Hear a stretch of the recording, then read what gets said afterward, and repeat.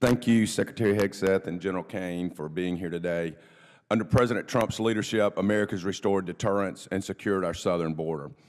Thanks to this renewed strength, we're seeing positive momentum in both recruiting and retention. Our adversaries are thinking twice, not just because of our advanced capabilities, but because of the courage and dedication of the men and women in uniform who defend this nation every day. Still, we face serious growing challenges. China remains a pacing threat. Deterring that threat requires more than just strategy. It requires a strong, responsive defense industrial base. That starts with the timely and adequate investments, and investment begin with a budget. We have to have a budget. Despite defense spending is the price of deterrence, we've got to stay focused and strong. With that being said, Mr. Secretary, I've championed the Ships for America Act with Mr. Garamendi from California and Senator Young and Senator Kelly in the Senate. I know the administration is behind this. Right now, are you committed to getting this SHIPS Act and getting our maritime industry and base to where we need it to be a strong maritime nation, which means a great nation?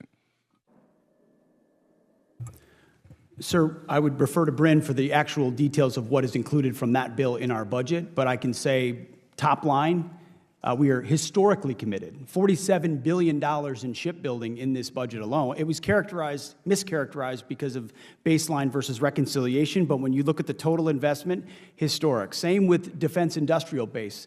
So we recognize the failures and failings of the past. We're also not just pouring money into the same processes. We're hiring innovators, and we've got secretaries who are driving change, personally reviewing each shipyard across the country to recognize what's failing and what isn't, how we address workforce issues, how we address modernization. I'm going to take that as a yes where I can get something else, because we work with the administration, the Senate, and the House, bipartisan, bicameral, throughout the administration to get that done. Acquisition reform. General Caine, thank you for your leadership. As the committee works to streamline acquisitions through the SPEED Act and give program executive officers, PEOs, more agility, I want to make sure that we're doing the right things at DOD writ large, especially when we're talking about Navy and Air Force and some of the programs that we do. Requirements cannot be shifted on a yearly basis. They at least need to stand steady through an administration. So we need requirements that are steady.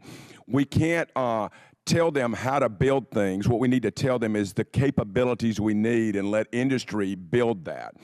We can't always let perfect be the enemy of good. We need to keep and maintain during the acquisition process intellectual property rights so that we can repair those things ourselves, so that we can 3D print.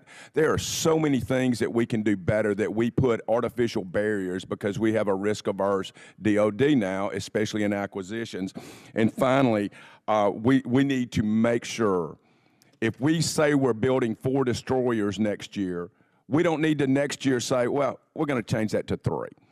We have to send a steady demand signal. We have to do block buys, and we have to hold these PEOs responsible for finishing the program, or at least getting it to a point where it's in production. We cannot rotate every 2 or 3 years. Are you committed to make sure that we do everything we can to help our industrial base, give the Army, Air Force, Navy, and Marines the products they need to win? Well, sir, there was a lot of goodness in this statement, and by the way, thank you for your service yourself here in the uniform for so many years. You know, you covered a lot of ground between requirements to PEOs. One of the things that I think we, both the military and the Congress, are going to have to think through is how do we buy aligned with the technology development curve, back to your point about requirements. And what I need to try to think through with you is how do we ensure that the force of the future has the relevant and current combat capability to dominate on the battlefield. And technology is evolving so incredibly fast that we need both a requirement system, an acquisition system, leaders that understand that. And I think that's going to require some partnership between the department and the Congress to think through that, and clarity around what are we solving for. And finally, real quick, Secretary Hegseth, please have the Navy get us a shipbuilding plan that is not an option. We have not had one for the last 7 years. Please get us a 30-year shipbuilding plan, of which the first 4 years are locked in.